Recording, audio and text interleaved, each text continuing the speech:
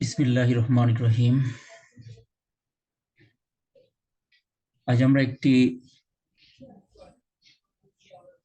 বইয়ের ভিতর থেকে একটি প্রবন্ধ আলোচনা করব। বইটি দ্য গোল্ডেন ব্রেথ।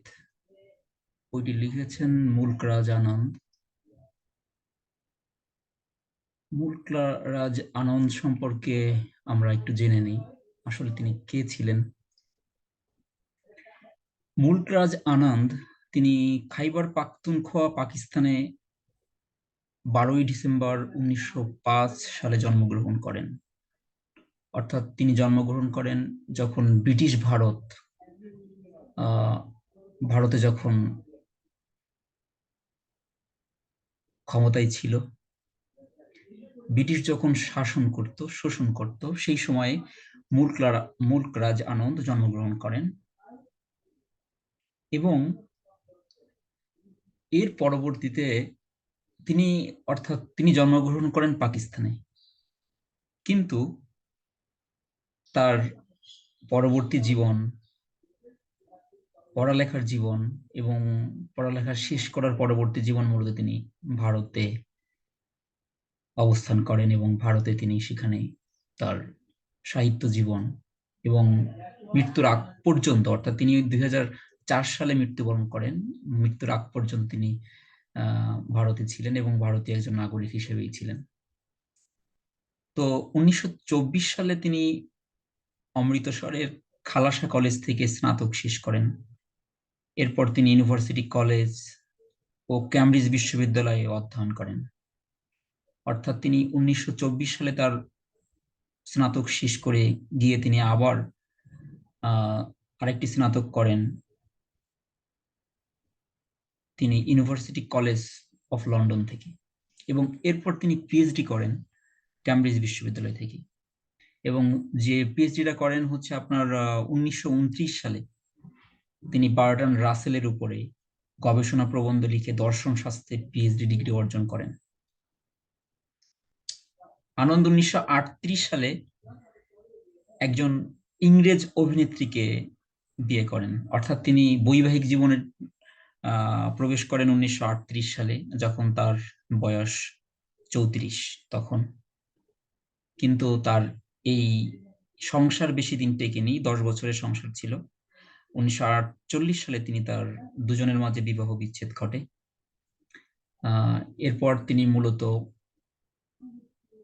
আবার দ্বিতীয় বিবাহ করেন, যেটা করেন হচ্ছে আপনার 1950 সালে এক পার্সি নৃত্যশিল্পীকে তিনি বিয়ে করেন 1950-এর দিকে। আনন্দের যদি আমরা রাজনৈতিক জীবন বা কেরিয়ার দেখি, তাহলে দেখা যায় যে তিনি সাধারণত তিনি পিএইচডি করেছেন যেহেতু বার্টন রাসেলের উপর, তার চিন্তা ভাবনাটাও একটু সমাজতান্ত্রিক ঘটনার দিকে ছিল। তিনি সমাজতান্ত্রিক রাজনীতির সাথে একেবারে সংযুক্ত ছিলেন এবং 1930 থেকে 40 এই সময়টা তিনি লন্ডনে বসবাস করেন, যার কারণে তিনি ভারতীয় রাজনীতির সাথে তিনি, অর্থাৎ ব্রিটিশ ভারতের যে রাজনীতি, এই রাজনীতির সাথে তিনি সক্রিয় থাকেন। অর্থাৎ তিনি কংগ্রেস ঘরানার রাজনীতি, অর্থাৎ জওহরলাল নেহেরু, মহাত্মা গান্ধী, সুভাষচন্দ্র বসু, রবীন্দ্রনাথ ঠাকুর, তাদের যে চিন্তা, এই চিন্তা, সমসাময়িক চিন্তার সময় তিনি তার চিন্তায় তিনি ভারতীয় কংগ্রেসের একজন মুখপাত্র হয়ে তিনি ব্রিটিশ ভারতে, অর্থাৎ ব্রিটিশ লন্ডনে তিনি বসবাস করেন। এবং আরেকটা জিনিস খুব খেয়াল করলে দেখা যায় যে তিনি আসলে দ্বিতীয় বিশ্বযুদ্ধের সময় তিনি বিবিসিতে লিপি লেখার কাজ করতেন 1942 সালে, দ্বিতীয় বিশ্বযুদ্ধের সময়ের কথা।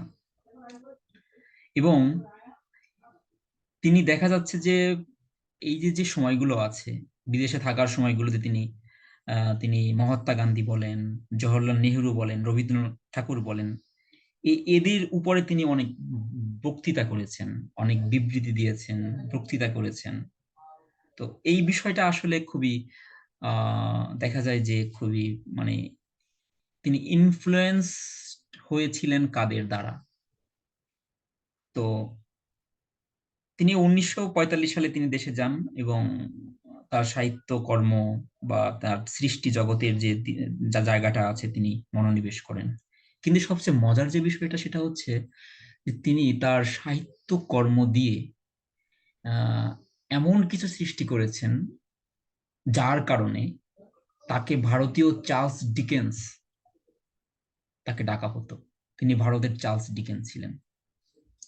তার যদি আমার একটা উপন্যাসের কথা যদি আমি বলি, সেটা হচ্ছে আপনার আনটাচেবল। ইয়েস, এই আনটাচেবল উপন্যাসের তার এটা হচ্ছে তার প্রথম উপন্যাস। 1935 সালে প্রকাশিত হয় তার এই আনটাচেবল। তিনি মূলত এখানে ভারতের যে একটি অস্পৃশ্য শ্রেণীর যে মানুষের জীবনের জীবনের যে পিছনের দিকটা আছে, একটা অবহেলার জায়গা আছে, তিনি এই জায়গাটা তিনি তুলে ধরেন, উন্মোচন করেন। এবং এই উপন্যাসটা লেখার পিছনে তার একটা একটা গল্প আছে, যেটা হচ্ছে আহ তার পরিবারের এক পিসি মুসলিম এক মহিলার সাথে খাবার ভাগাভাগি করে খান, যার ফলে তার যে পিসি আছে সেই পিসিকে বহিষ্কার করা হয়। অর্থাৎ তার পরিবার থেকে সেই পিসিকে বহিষ্কার করে দেন। তো এই যে যে পিছনের জায়গা, এই জায়গা থেকে তিনি মূলত আহ তিনি মানুষের যারা পিছিয়ে থাকা যে, অর্থাৎ ক্লাস অফ সিভিলাইজেশন, বা এখানে যদি আমি বলি যে এক জাতির সাথে এক জাতির যে একটি দ্বন্দ্ব ছিল, যেমন হিন্দুদের ভিতরে চারটা শ্রেণী ছিল: ক্ষত্রিয় ছিল, বৈশ্য ছিল, ব্রাহ্মণ ছিল, শূদ্র ছিল। তো এই যে যে ব্রাহ্মণ ছাড়া আর যে চারটা শ্রেণী, তিনটা শ্রেণী, এদের যে একটি শ্রেণীর যে বিভেদ, শ্রেণীর বৈষম্য, মূল রাজ আনন্দ মূলত এই বৈষম্যের বিরুদ্ধে বা এই বৈষম্যকে তুলে ধরে সমাজের যে একটি নিদারুণ যে একটি চিত্র, এই চিত্র তুলে ধরার কারণে তাকে মূলত ভারতের চার্লস ডিকেন্স হিসেবে তাকে গণ্য করা হতো। তো যদি আমরা মুলকরাজ আনন্দের উপন্যাসগুলো দেখি, এখানে সাধারণত আমি যে আনটাচেবল বললাম 1935 সালে, এরপর আরেকটি গুরুত্বপূর্ণ একটি উপন্যাস 1936 সালে তিনি লেখেন, কুলি উপন্যাস। তারপরে যদি দ্য ভিলেজের কথা বলি, across the black waters, the sword of the sickle, the road, morning face. তো এই যে যে জায়গা, তিনি সাহিত্যের জায়গা, আরো অনেক অনেক অনেক উপন্যাস, বেশ কিছু উপন্যাস তিনি লিখেছেন। এরপরে তিনি ছোট গল্প লিখেছেন, তিনি শিশু সাহিত্য লিখেছেন, তিনি কলা বিষয়ক বই লিখেছেন, তিনি এছাড়া অন্যান্য চিঠিপত্রের বিষয়ে তার কাজ আছে, তার এছাড়া অন্যান্য অনেক কাজ আছে। তার ভিতরে একটি অন্যতম কাজ হচ্ছে দা গোল্ডেন ব্রেথ। এখানে মূলত মুলকরাজ আনন্দ যে কাজটি করেছেন সেটি হচ্ছে আপনার আহ 5 জন কবিকে নিয়ে, ভারতীয় কবিকে নিয়ে তিনি আলোচনা করেছেন তার এই বইটিতে। প্রায় 150 পৃষ্ঠার একটি বই। এই বইয়ের ভিতরে রবীন্দ্রনাথ ঠাকুরকে তিনি প্রথম রেখেছেন, মোহাম্মদ ইকবাল, পুরাণ সিং, সরোজিনী নাইডু, হরেন্দ্রনাথ চট্টোপাধ্যায়, এই 5 জন কবিকে নিয়ে তিনি আলোচনা করেছেন। তো আমি সাধারণত 5 জনকে নিয়ে আলোচনা করব না। আমি মুলকরাজ আনন্দ ইকবালের চিন্তার দ্বারা কতটুকু প্রভাবিত হয়েছিলেন, তিনি ইকবালের চিন্তাকে তার পার্সপেক্টিভ থেকে কিভাবে দেখেছিলেন, আমি সাধারণত অনেক ধরনের উদাহরণ দিয়ে থাকি। তার ভিতরে একটি উদাহরণ হচ্ছে যে ধর্মকে সবাই কেন অ্যাকসেপ্ট করে না। এখন আপনি একটা চিন্তা করেন যে ধর্মের যে জায়গাটা, একটা মসজিদকে আপনি কল্পনা করেন যে একটি মসজিদ আছে বা একটি মন্দির, একটা গির্জা আছে, তার 4টা দিক রয়েছে, 5টা দিক রয়েছে। তো উপরে একটা, ডানে একটা, বামে একটা, সামনে একটা, পিছনে একটা। তো কেউ যে সামনে আছে সে সামনের দিকটা দেখছে, যে পিছনে আছে সে পিছন দিকটা দেখছে। যে ডানে আছে সে ডানের দিকটা দেখছে, যে বামে আছে সে বামের দিকটা দেখছে। আবার আমরা এখন যদি কল্পনা করি যারা ভিতরে ইবাদত করছে, ভিতরে পূজা অর্চনা করছে, তারা ভিতরের যে বিষয়গুলো আছে এগুলো দেখছে, ফিল করছে। অর্থাৎ যে সামনে থেকে দেখছে তার সাথে ভিতরের যেভাবে যে উপলব্ধি করছে দেখছে, তার কোনো মানে কোনো ধরনের কোনো আহ তাদের ভিতরে দুজনের চিন্তা এক না, তারা দুজনেই সমান না দেখার দৃষ্টিকোণ থেকে, উপলব্ধির জায়গা থেকে। তো একজন ইসলামিক থিঙ্কার, যিনি ইসলামিক নর্মস, ভ্যালুস, ইথিক্সের উপরে যিনি ইসলামকে ধারণ করেন, উপলব্ধি করেন, তার জায়গায় ইকবালকে দেখা আর একজন মার্কসিস্ট বলেন, একজন সমাজতান্ত্রিক বলেন, তার দৃষ্টিকোণ থেকে ইকবালকে দেখার ভিতরে বেশ তফাৎ রয়েছে। তো আমি যে কাজগুলো করি, আমি বিভিন্ন দৃষ্টিভঙ্গি থেকে, বিভিন্ন জায়গা থেকে, আমি এর পরবর্তীতে আমি আহ আরেকটি গুরুত্বপূর্ণ বই, যে বইটি লিখেছেন রাজমোহন গান্ধী, বইটির নাম হচ্ছে আন্ডারস্ট্যান্ডিং দ্য মুসলিম মাইন্ড। সেখানেও প্রায় 6 জন মুসলিমের চিন্তাকে তিনি আলোচনা করেছেন। বিষয় এখানে সম্পূর্ণ ক্লিয়ার যে আন্ডারস্ট্যান্ডিং মুসলিম মাইন্ড, তিনি মুসলিম মাইন্ড, ওই সময়ে মুসলিম মাইন্ডকে পড়ার বা বুঝার আহ চেষ্টা করেছেন। সেই জায়গায় মোহাম্মদ ইকবালকে তিনি রেখেছেন। আমি সেই আলোচনাটা পরবর্তী যে বইটা হবে, সেই পরবর্তী বইতে আমি সেই আলোচনাটা করব, সেই দিন সে কথা হবে। আজ মোহাম্মদ ইকবালকে নিয়ে আমরা দেখব যে আমাদের মুলক রাজ আনন্দ কি আলোচনা করেছেন। আমরা আজ সেই আলোচনাটা দেখার চেষ্টা করব। তো প্রথমে যদি আমি এখানে দেখি, তিনি প্রথম যে লাইনটা লিখেছেন, আমি প্রথম লাইনটাই পড়ছি, যে Muhammad Iqbal is by far the most imposing Musalman literary figure of modern times. দেখেন, তার ইংরেজি যে শব্দগুলো ব্যবহার করেছে, শব্দগুলোর দিকে আপনি খেয়াল করেন। একটা মানুষের লেখা বুঝতে গেলে, ধরতে গেলে, তার কথার টোনগুলো যদি আপনি উপলব্ধি করতে পারেন, তাহলে আপনি বুঝতে পারবেন যে এই লেখকের লেখা বা এই চিন্তক বা এই ফিলোসফার, তার যে লেখার জায়গাটা, ধরনটা, এটা কতটা স্ট্রং এবং কতটা একটি আপনার ইনফ্লুয়েন্সিয়াল, এবং কতটা মানে উপলব্ধির জায়গা থেকে, বোঝাপড়ার জায়গা থেকে এসেছে, আপনি এটা পড়লে বুঝতে পারবেন। পরবর্তী লাইন তিনি দিয়েছেন, a great poet and a profound philosopher, he has been indirectly responsible not only for a prodigious share in strengthening the backbone of the Indian literary and national revival, but also for supplying to Turkey, Persia, Egypt, Afghanistan, Arabia, and almost all Muslim societies the inspiration of the poetic philosophic consciousness during the process of their regeneration. চিন্তা করতে পারেন তিনি ইকবালকে কত গভীরভাবে উপলব্ধি করেছেন। তিনি ইকবালকে উপলব্ধি করতে যে তিনি তার্কি স্টাডি করেছেন, তিনি পারস্য স্টাডি করেছেন, পারস্যের ইসলামিক যে রেভলিউশন, ইসলামী বিপ্লব স্টাডি করেছেন, তিনি পারস্যের আলী শরিয়া থেকে স্টাডি করেছেন। ইকবাল কতটুকু প্রভাব বিস্তার করেছিল ইরানের বিপ্লবে, তিনি তাও স্টাডি করেছেন। তিনি ইজিপ্টের স্টাডি করেছেন। আমার এটাও মনে হয় তিনি ইজিপ্টের সৈয়দ কুতুব বলেন, হাসানুল বান্না বলেন, এদেরকে তিনি স্টাডি করেছেন। তিনি আফগানিস্তানের যে ইসলামী চিন্তা, ইসলামী থট, ইসলামী যে রেনেসাস, তিনি এটাও স্টাডি করেছেন। নট অনলি আফগানিস্তান, তার্কি, পারস্য, ইজিপ্ট, তিনি মধ্যপ্রাচ্যে অর্থাৎ আরাবিয়া, তিনি মধ্যপ্রাচ্যের জায়গাটাকেও তিনি স্টাডি করেছেন।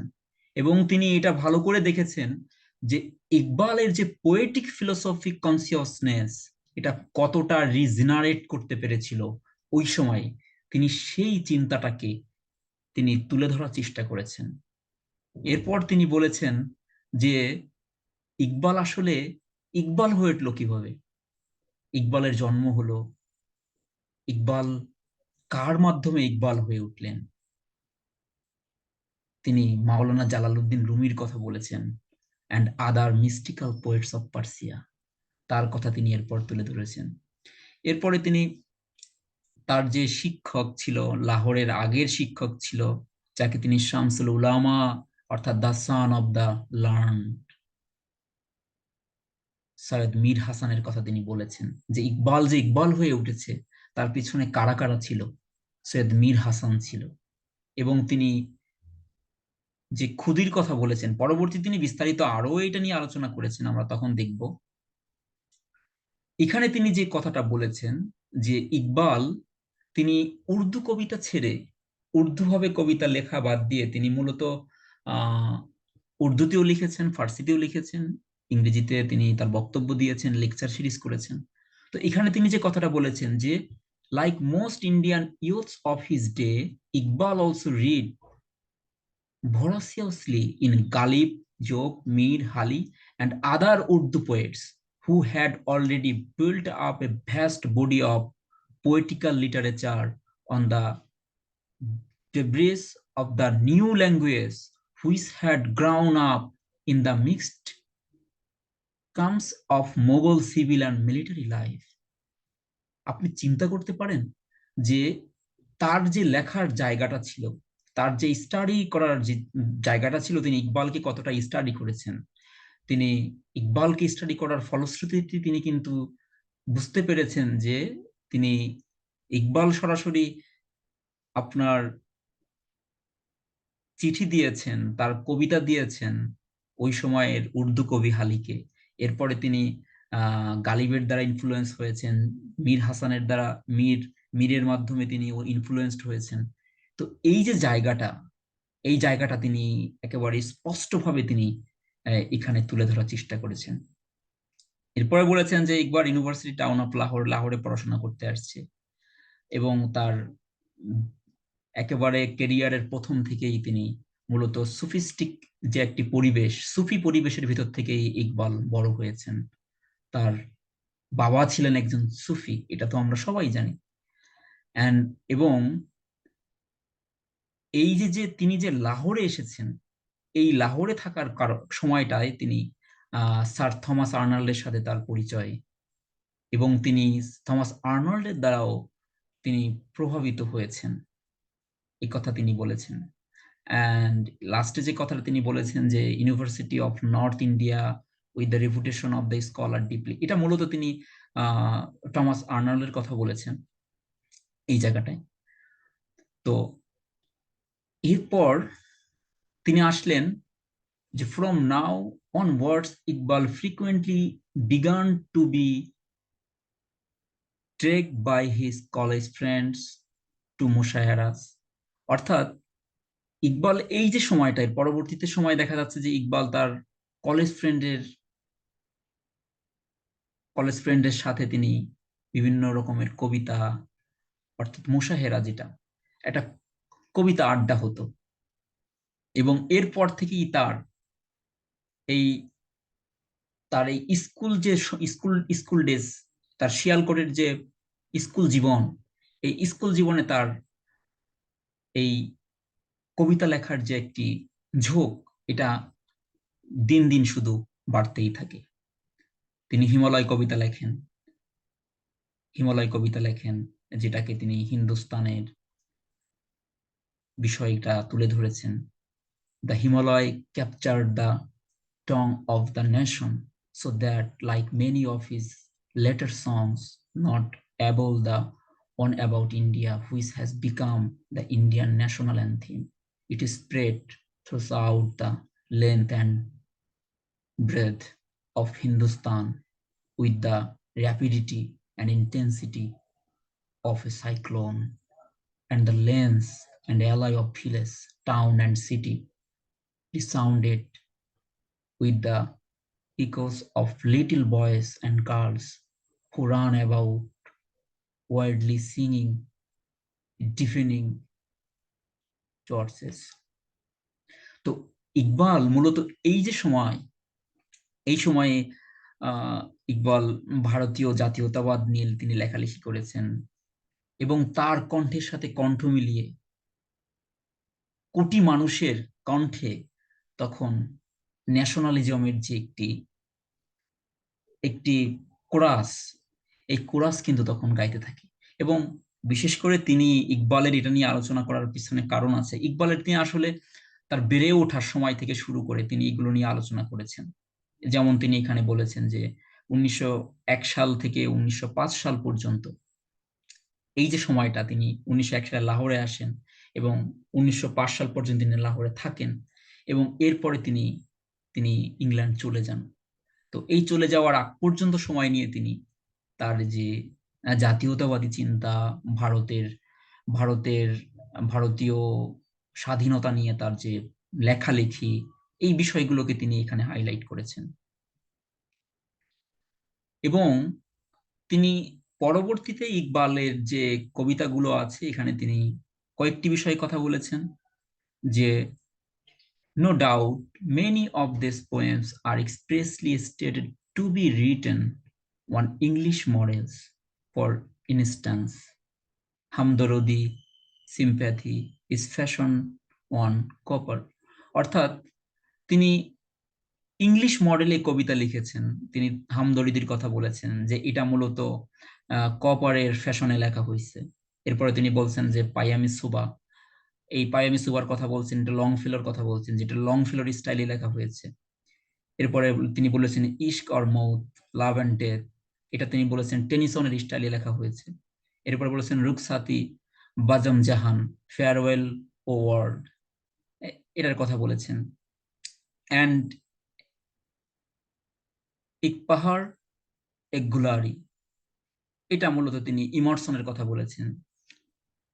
রুকসাতি বাজম জাহান এবং এই কবিতাটার কথা বলেছেন যে তিনি এখানে ইমারসনের স্টাইলে তিনি লিখেছেন। তো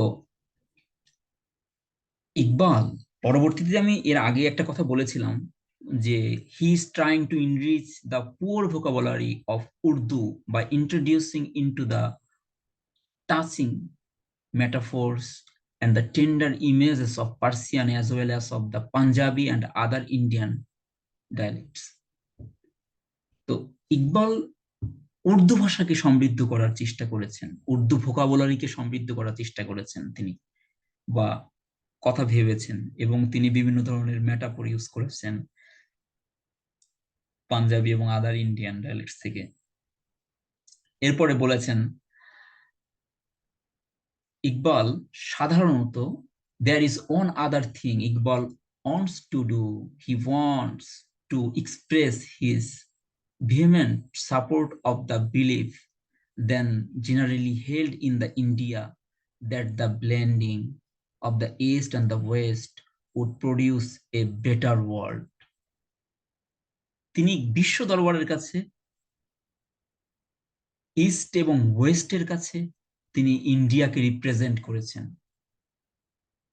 ইন্ডিয়াকে তিনি তুলে ধরার চেষ্টা করেছেন। ইন্ডিয়ার যে ব্লেন্ডিংটা, এইটাকে তিনি ব্লেন্ড করেছেন সাহিত্যকে, সেই সাহিত্যকে বিশ্ব দরবারে তিনি তুলে ধরার আপ্রাণ চেষ্টা করেছেন এবং তিনি তুলে ধরেছেন। এবং এর পরবর্তী তিনি যেটা বলেছেন যে seeking to the remove racial and communal hatred he sings of the Naya Shiwala, the new temple of the universal worship here. দেখেন এই যে কবিতাটা, তিনি নয়া শিওয়ালা যে কবিতাটা আছে, যে তিনি এখানে our pilgrimage will be higher than all the pilgrimage of this world. দেখেন তিনি আমাদের যে ভারতীয় যে তীর্থস্থান বা তীর্থলয় আছে, এইগুলোকে তিনি বলেছেন যে গোটা পৃথিবীতে যত আছে তার থেকে অনেক হায়ার দেন, অনেক উঁচুতে অবস্থান করছে। We will raise the pinnacles of our temple to meet the very edge of the sky. We'll raise every morning to sing sweet hymns. We will dispense to all worshippers the wine of love. এরপর ইকবালের পরবর্তী জীবন নিয়ে আলোচনা করেছেন, অর্থাৎ দ্বিতীয় চ্যাপ্টারে তিনি ইকবালের ইউরোপের বিষয়গুলো তুলে ধরার চেষ্টা করেছেন, যে ইকবাল ম্যাকটাগার্টের সাথে, তারপরে আপনার ইজি ব্রাউনের সাথে। আমরা একটু পড়ে দেখি এখানে। In 1905 the poet booked a passage to England. It was a fortunate circumstance that immediately on arriving he came into contact with such outstanding man as MacTaggart, the Hegelian, then at the height of his fame as a philosopher, is a Brownie, the brilliant historian of the Persian literature, and Professor R.J. Nicholson, the translator of his long philosophical poem, The Asrar-e-Khudi, The Secret of the Self। অর্থাৎ তিনি এমন একজন ব্যক্তির সাথে ইউরোপে এসে দেখা করলেন, ম্যাকটাগার্টের সাথে, যে ম্যাকটাগার্ট হেগেলিয়ান চিন্তা ভাবনায় তিনি বিশ্বাসী ছিলেন, সেই ম্যাকটাগার্ট। এবং তিনি ওই সময় একজন, মানে তার উচ্চতা, একজন মানে ফিলোসোফার হিসেবে একজন, তার হাই কতটা উঠেছিল যে তিনি ফিলোসোফার হিসেবে ইউরোপে পরিচিত ছিলেন। এরপরে তিনি ইজি ব্রাউনের সাথে তিনি পরিচিত হয়েছেন এবং তার সান্নিধ্যে গিয়েছেন, যে পার্সিয়ান সাহিত্যে যার অনেক বড় খ্যাতি রয়েছে। আর প্রফেসর আর এন নিকলসনের কথা তো বলতেই নাই, কারণ ইকবালের আসরার-ই-খুদি অর্থাৎ the secret of the self তিনিই অনুবাদ করেছেন। অর্থাৎ কতটুকুন সান্নিধ্যে গেলে একজন সাহিত্যিক, একজন চিন্তক, যিনি স্বয়ং সেই ব্যক্তির লেখা, চিন্তকের লেখা তিনি অনুবাদ করতে পারেন। দেখেন এখানে পরবর্তীতে the lectures of the MacTaggart taught him the scientific mode of the philosophy, which he, like most other students from the Indian soil, lacked, and the friendship of Brownie and Nicholson molded into final shape the vast knowledge of Persian he had already amassed by his discursive studies at home. অর্থাৎ মেকটাগার্ট কি শিক্ষা দিয়েছিল দেখেন, তাকে scientific mood গুলো যেগুলো আছে, এই মুড গুলোকে তিনি তাকে মাটির একেবারে Indian soil, what do you think, what is space, when he like most other students from the Indian soil lacked, and the friendship of Brownie and Nicholson আপনাকে একেবারে পুরা মাটির সাথে মিশাইয়া একটা ফাইনাল একটা শেপ দিছে। চিন্তা করতে পারেন? তো এর পরবর্তীতে এভাবে তিনি আগাইছেন, ইকবালস পোয়েট্রি নিয়ে আলোচনা করছেন এইখানটায়, এই দ্বিতীয় চ্যাপ্টার গুলোতে। এরপরে এখানে দেখেন একটা ছোট একটা ফুটনোট আছে, he says to the western people you have corrupted your civilisation. দেখেন কি বলছে ইকবাল, ইউরোপকে যে কথাটা বলছে, এখানে ইকবালের কথা নিয়ে আলোচনা করছে, যে ইকবাল ইউরোপে গেছে, ইউরোপে যাওয়ার পর তিনি ইউরোপীয় বস্তুবাদ এবং ইউরোপের যে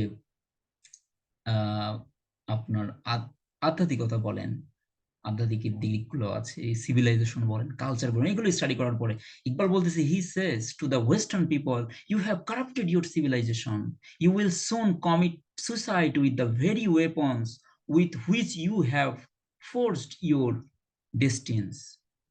অর্থাৎ তুমি যে অস্ত্র, আর্টিফিশিয়াল অস্ত্র তুমি যে তোমার ভবিষ্যতের জন্য করছো, বানাচ্ছো, তৈরি করতেছো, এটার জন্য তুমি খুব তাড়াতাড়ি তুমি তুমি তুমি নিজেই আত্মহত্যা করবে, তোমার এই নিজের ওয়েপন দ্বারা, তোমার অস্ত্র দ্বারা নিজেই আত্মহত্যা করবে।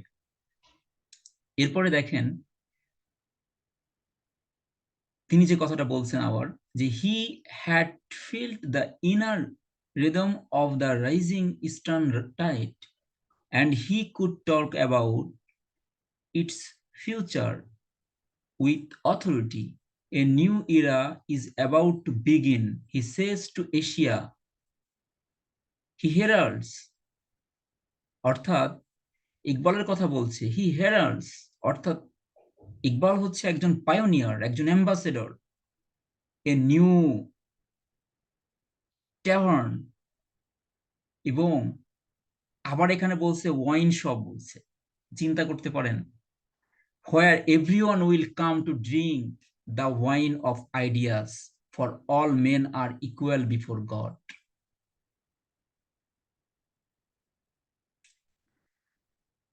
এর পরবর্তীতে আবার আলোচনা আসছে যে now Iqbal announces that the believers would rediscover the meaning of those old ideals and rise to form an ideal Muslim empire, a utopia with its pivot to Makkah, to which all Muslims will look up as brothers belonging to a common faith, in love with Allah and devoted to the prophets. This was the Muazzin call, the call of the Muazzin of a new Kaaba. অর্থাৎ ইকবাল যে মুসলিম উম্মার জন্য যে তার যে আকুতি, তার যে টান, সেই আকুতি নিয়েই তার সৃষ্টি। প্রথমে তিনি খুদি রচনা করলেন, এরপরে তার সেই খুদি থেকে আসলো যে না, শুধু ব্যক্তিত্ব দিয়ে হবে না, এই ব্যক্তিত্বটা ব্যক্তি থেকে ব্যক্তি যখন সমাজের ভিতর সবাই পৌঁছে যাবে, তখন একটি সমাজ, একটা ব্যক্তিত্বপূর্ণ সমাজ দরকার হবে। সেই ব্যক্তিত্বপূর্ণ সমাজ তিনি স্বপ্ন দেখলেন রমুজে বেখুদির ভিতরে। However, as he reached India in 1908, he set to work to elaborate his plan. এবার 3 নম্বর চ্যাপ্টারে এসে দেখেন তিনি আলোচনা করতেছে কি, যে তিনি ফার্সি ভাষায় মূলত 4টা কাব্যগ্রন্থের কথা তিনি কাব্যগ্রন্থ লিখেছেন: আসরারে খুদি, রমুজে বেখুদি, পায়ামে মাশরিক এন্ড জবুরে আজম। এবং এই যে ইকবালের যে 4টা ফার্সি যে তিনি কাব্য তিনি রচনা করেছেন, এটার ভিতরে আপনার প্রফেসর নিকলসন ট্রান্সলেট করেছেন আসরারে খুদি, এবং মিস্টার হারওয়ার্ড এটাকে পড়ছেন এবং তিনি রিভিউ করছেন। দেখেন, অর্থাৎ পরবর্তীতে তিনি এটা রিভিউ করছেন। এরপরে দেখেন যে Walt Whitman's deal of pragmatism and road, এবং পরবর্তীতে তিনি ওয়াল্ট হুইটম্যান ইকবালকে নিয়ে যে কোটগুলো করেছেন, তার থেকে একটি গুরুত্বপূর্ণ একটি কোট তিনি তুলে ধরেছেন, যে this ideal of Whitman's is a critical ideal of work ability of direct use. This ideal of Whitman's is a critical ideal of workability, of direct use. Applying it here and now, I can think of only one living poet. এটা আপনারা খুব ভালো করে খেয়াল করেন যে I can think of only one living poet who in any way sustains the test, and almost necessarily he is not of our race and creed. এখানে তিনি যে কথাটা বলেছেন যে একজন জীবিত যে কবি আছেন, তিনি আসলে এই যে আমি যে sustains the test and almost necessarily he is not only our race, এবং সে মূলত আমাদের জাতি বা আমাদের সম্প্রদায়ের বা আমাদের শ্রেণীর কেউ না। I mean Mohammad Iqbal, whose poem Asrare Khudi, the secret of the self, has recently been translated from the original Persian by Dr. Reynold Nicholson and published by Macmillan. এরপরে তিনি ইকবালকে নিয়ে আরো আলোচনা করেছেন। এখানে তিনি আরেকটা কথা বলেছেন যে which we are told has taken by storm the younger generation of Indian Muslims. Iqbal writes, one of them has come amongst us as a Masih and has stirred the dead with life. অর্থাৎ Iqbal Indian মুসলমানদের মাঝে একজন ঈসা মসিহের কথা তিনি বলেছেন, যে ঈসা মসিহের মতো তিনি এসে এই ভারতীয় মুসলিম সম্প্রদায়কে, তিনি ঘুমন্ত মুসলিম সম্প্রদায়কে তিনি জাগিয়ে তুলেছেন বা তিনি টেনে তুলেছেন। এই যে যে কথাটা, এটা কিন্তু মূলত হুইটম্যানের যে ওয়াল্ট হুইটম্যানসের কথা, এবং তিনি এটা কিন্তু লিখেছেন। তো এরপরে ইকবালকে নিয়ে আপনার তিনি এই পায়ামে মাশরিকের কথা তিনি বলেছেন, আসরারি খুদির কথা বলেছেন, জবুরে আজমের কথা বলেছেন, যে আসলে এই রিয়ালিটির কথা তিনি বলেছেন। তিনি এই কয়েকটা বিষয়ে যে আসলে রিয়ালিটির কথা বলছে, যে বাস্তবতা is the process of becoming or change, not a state of being নর অ্যান ইটারনালি ফিক্সড ইন্টাইটিটি। তো আমরা কি করি, বাস্তবতাকে একটা স্টেট জিনিস হিসেবে রাখি, একটা স্থির জিনিস হিসেবে রাখি, যে না বাস্তবতা এটা আমাদের যেটা আছে ভাগ্যে লেখাই আছে, কিন্তু এটা কিন্তু একটা প্রসেস, এটা চেঞ্জ হচ্ছে, এটা আসতেছে যাচ্ছে। আমাদের কর্মের উপরই মূলত কিন্তু আমাদের বাস্তবতা নতুন করে তৈরি হচ্ছে, লেখা হচ্ছে, তাই না? এই বাস্তবতা কিন্তু কোনো ঘাড়ের উপর চাপিয়ে দেওয়া কোনো বিষয় না। আপনি কর্মের মাধ্যমে, আপনার কাজের মাধ্যমে, আপনার চিন্তা করতেছেন বলে কিন্তু আপনার একটা চিন্তার জায়গা তৈরি হচ্ছে। আপনি যদি চিন্তা না করে স্থির হয়ে বসে থাকতেন, তাহলে সেইটা, আপনি সেটাকে ভাগ্য হিসেবে নিতেন। কিন্তু যদি আপনি চিন্তা করে বড় একটি সৃষ্টি তৈরি করে ফেলতেন, তখন আপনি কি বলতেন, কোনটা বাস্তবতা হতো? আপনার চিন্তাশীল যে অর্জনটা, নাকি আপনি চিন্তা করার আগে স্থির হয়ে বসে থাকাটা? তো এই বিষয়ে আলোচনা এসেছে। এরপরে তিনি আসলে ইন্ডিভিজুয়ালের বিষয়ে আলোচনা করেছেন। খোদা নিজেই ইন্ডিভিজুয়াল, এবং প্রত্যেক মানুষকে তার নিজের কাজ নিয়ে পরবর্তী জীবনে উপস্থিত হতে হবে। হি absorbs God himself into his ego by assimilating divine attributes. Love, which in its highest form is the creation of desires and idols. তো এই বিষয় নিয়ে তিনি আসলে আলোচনা করেছেন। এরপরে তিনি ইকবাল, তিনি আমি ইকবাল আলোচনা করেছেন। এরপর ইকবালের একটা কবিতা, ওই যে কবিতাটা আছে, যে I am waiting for the votaries, অর্থাৎ আমি সেই গুণী ভক্তদের জন্য, ভক্তকুলের জন্য, অ্যাট অ্যারাইজ অ্যাট ডাউন, আমি সেই ভক্তকুলের জন্য অপেক্ষা করতেছি। অর্থাৎ I am waiting for the votaries that arise at dawn, অর্থাৎ যে ভক্তকুলের জন্য অপেক্ষা করতেছি, তারা এখনো আসে নাই পৃথিবীতে, তারা এখনো উদিত হয় নাই। O happy they who shall worship my fire, এবং যারা আমার এই যে যে লেখনী আছে, আমার সৃষ্টিকর্ম আছে, এইগুলোর যারা কি করবে, পুজো করবে, অর্থাৎ যারা এটাকে নিয়ে কাজ করবে, এটাকে নিয়ে তারা আহ এই চিন্তাকে তারা ছড়িয়ে দেবে। I have no need of the hour of today, অর্থাৎ তিনি বলেছেন যে আমার এই বর্তমান সময়ের যে প্রজন্ম আছে, এই বর্তমান সময়ের প্রজন্মর যা শ্রোতা আছে, এই শ্রোতাদের আমার দরকার নেই। I am the voice of the poet of tomorrow, অর্থাৎ আমি হচ্ছি সেই voice of voice of poet of tomorrow, আমি হচ্ছে ভবিষ্যতের, আগামী দিনের কবি, আগামী দিনের কণ্ঠস্বর হয়ে আমি আগামী দিনের জন্য অপেক্ষা করতেছি। তিনি এইটা নিয়ে আলোচনা করেছেন, ইকবালের এই কবিতাটা তুলে ধরেছেন। এরপরে তিনি ইকবালের মৌলানা জালালউদ্দিন রুমির প্রতি যে তার যে ইনফ্লুয়েন্স, সেই ইনফ্লুয়েন্সের বিষয়ে তিনি এই আসরারি খুদি থেকে এই কবিতাটা কোট করেছেন। এরপরে এটাও আসরারি খুদির কোট, এই আপনার খুদি থেকে নিয়ে আসছে। এরপরে তিনি love of the source of all ideas, অর্থাৎ যত ধরনের আদর্শ আছে, এই আদর্শের পিছনে, অর্থাৎ লাভ হচ্ছে একটি সোর্স, এই লাভ সোর্সের মাধ্যমে আদর্শগুলো তৈরি হচ্ছে, and the means of their realisation. তারপরে তার এই কবিতাটা, ইকবালের কবিতাটা কোট করেছেন। তো এরপরে এখানে এসে তিনি আলোচনা করেছেন লাস্ট যে প্যারাটা আছে, দা পায়ামে মাসিক রিটেন ইন রেসপন্স টু গোতে ওয়েস্টলেয়ার ডিভান। তো এটা মূলত আপনার গোতের যে দিওয়ান আছে, দিওয়ান থেকে অনুপ্রেরণা নিয়ে ইকবালের এই আপনার পায়ামে মাসরিকটা লেখার এই বিষয়ে তিনি কথা বলেছেন। তবে তার লেখার যে ধরন, লেখার যে জায়গাটা, অর্থাৎ আমাদের যে